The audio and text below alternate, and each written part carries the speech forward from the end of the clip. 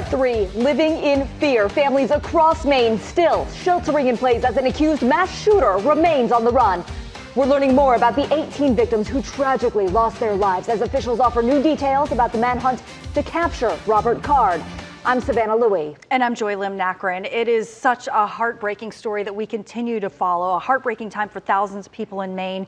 The families who lost loved ones still unable to mourn or lay their loved ones to rest because that suspected killer is still on the loose. Bradley Blackburn is in Lewiston, Maine with more.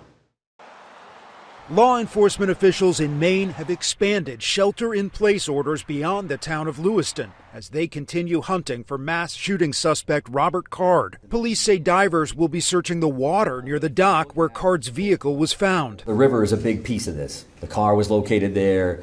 Evidence is located in the vehicle or right there along the shores of the Androscoggin River. On Thursday, SWAT teams, K-9 units, and helicopters scoured Card's hometown of Bowdoin, even honing in on one home in particular, but came up empty. Card, an Army reservist, allegedly opened fire inside a bowling alley and restaurant in Lewiston Wednesday night, using a semi-automatic assault rifle with an extended magazine and a scope. Every one of those rounds that got fired need to be investigated.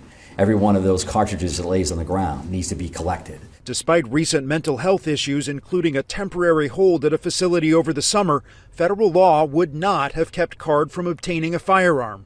As the investigation unfolds, the names and faces of the victims are being revealed, and loved ones in lockdown are sharing memories online.